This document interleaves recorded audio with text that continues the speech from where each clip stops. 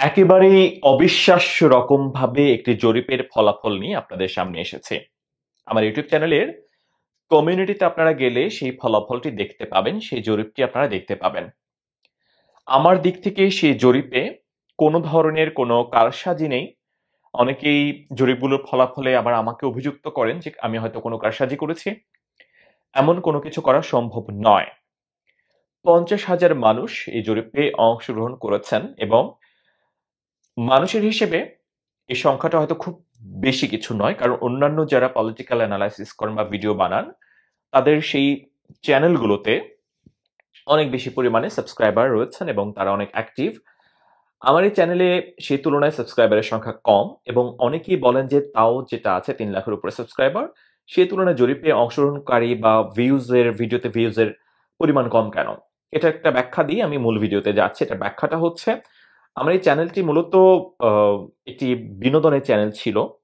কিন্তু আমি ৫ই আগস্টের পরবর্তী সময়ে আ পলিটিক্স নিয়ে আমার আগ্রহ আগে থেকেই রয়েছে। আমি নাগরিক টেলিভিশনে আমার প্রতিষ্ঠান।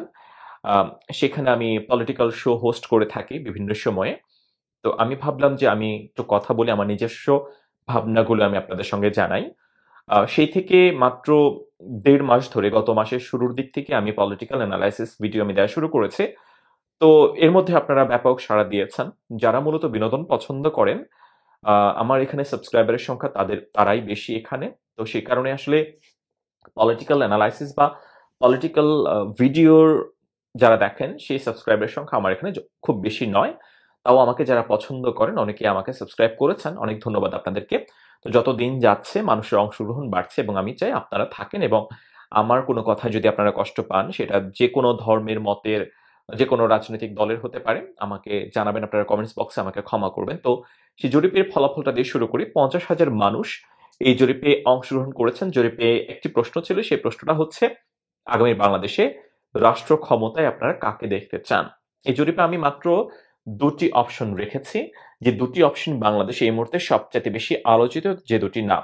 একটি হচ্ছে বাংলাদেশে যিনি আসতে যাচ্ছেন বিএনপির ভারপ্রাপ্ত চেয়ারম্যান তারেক রহমান এবং তিনি হয়তো খুব শীঘ্রই বাংলাদেশে ফিরবেন।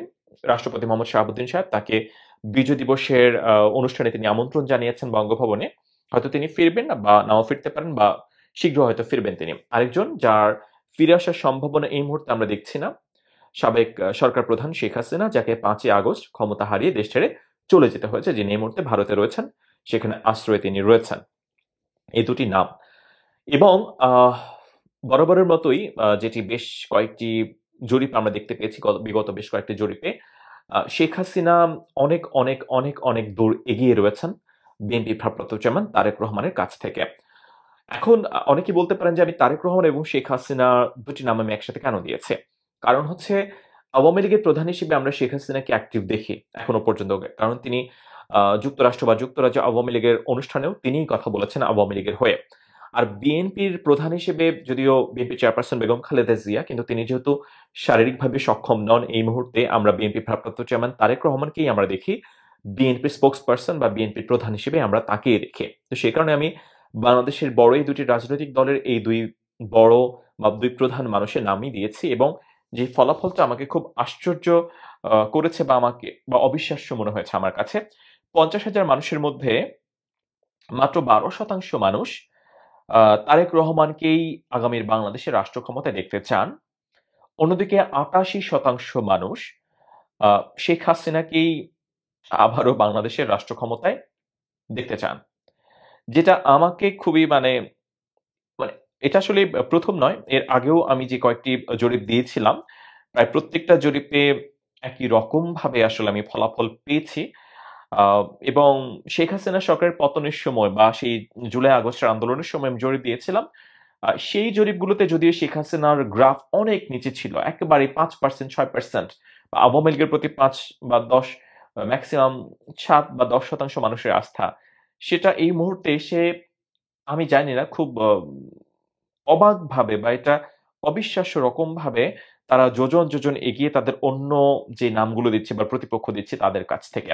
এখন অনেকেই বলছেন যে যত দিন যাচ্ছে ততই শেখ হাসিনার জনপ্রিয়তা বৃদ্ধি পাচ্ছে এবং সে কারণ হিসেবে তারা বলছেন যে বর্তমানে যে সরকার দেশ চালাচ্ছে সেই সরকার মানুষের সকল প্রত্যাশা পূরণ করতে পারছে না এবং সাধারণ মানুষ দ্রব্যমূল্যর চাপে তারা নাকানি চুবানি খাচ্ছে এবং আইনশৃঙ্খলা পরিস্থিতি এখনো মানে সন্তোষজনক পর্যায়ে আসেনি। সে কারণে মানুষ এই সরকারের প্রতি বিরক্ত এবং এই সরকারের প্রতি যারা বিরক্ত তারা আবার আগেই ভালো ছিলাম তারা সেই মতবাদে বিশ্বাসী এবং সে কারণে তারা শেখ হাসিনার প্রতি আস্থা রাখছেন। তো এটা হচ্ছে মানুষের মন্তব্য, আমার নয় কিন্তু। তো আমি কিছু আ মন্তব্য পড়তে চাই, যে মন্তব্যগুলো আমার এখানে বাই ডিফল্ট আসবে, সেই মন্তব্যগুলো আমি পড়ব। খুব ১৮০০ মন্তব্য আপনারা জানেন। অনেক বেশি এত মন্তব্য পড়ব না। কয়েকটা মন্তব্য পড়ব কারণ ভিডিওর লেন্থ অনেক বড় হয়ে যাবে। প্রথম মন্তব্য পড়ছি যেটা আমার এখানে শো করছে। মাননীয় প্রধানমন্ত্রী জননেত্রী শেখ হাসিনার পক্ষে আমার ৪ টি ভোট প্রদান করিলাম। আমি জানি না উনার ৪ টি ভোট কি করে হয়? একজন তো একটা ভোটই দিবেন। উনি হয়তোবা উনার পরিবারের ৪ জন ভোটারের কথা বলেছেন। আরেকজন বলেছেন যে বাংলাদেশের প্রাইম মিনিস্টার প্রধানমন্ত্রী শেখ হাসিনা খুবই ভালো ছিল এদেশের জন্য। আ এটা তার একান্ত ব্যক্তিগত মন্তব্য। হয়তোবা তিনি আওয়ামী লীগ সমর্থক, সে কারণে তিনি বলছেন। আরেকজন বললেন, "জয় বাংলা, জয় বঙ্গবন্ধু, জয় জননেত্রী শেখ হাসিনা, জয় নৌকা, জয় আওয়ামী লীগ, ভোট দিব নৌকায়, ইনশাল্লাহ জয় একদিন আমাদের হবেই।" নিশ্চিতভাবেই তিনি আওয়ামী লীগের সমর্থক। তো যেহেতু এখানে ৮৮% মানুষ শেখ হাসিনাকে আবার রাষ্ট্র ক্ষমতায় দেখতে চান, তাকে যোগ্য বলে মনে করেন, তো খুব স্বাভাবিকভাবেই আমি আসলে তারেক রহমানের প্রতি কোনো মন্তব্য আমার এখনো পর্যন্ত চোখে পড়েনি। আমি খুঁজবো যে তারেক রহমানের প্রতি কোনো মন্তব্য আছে কিনা। কারণ বেশিরভাগ মন্তব্যই আসলে একই রকম। আপনারা গেলে দেখতে পাবেন যে শেখ হাসিনা, শেখ হাসিনা, শেখ হাসিনা। একটা মন্তব্য পড়ছি। আল্লাহ সুবহানাল্লাহু তাআলা তুমি আমাদের প্রিয় নেত্রী শেখ হাসিনাকে নেক হায়াত দান করো এবং সুস্থ রাখো আমিন। তিনি বলছেন এটি। তিনি তার শেখ হাসিনাকে পছন্দ করেন এবং তার নেক হায়াত কামনা করেছেন। কারণ অনেকেই বলছেন যে শেখ হাসিনার বয়স হয়ে গেছে।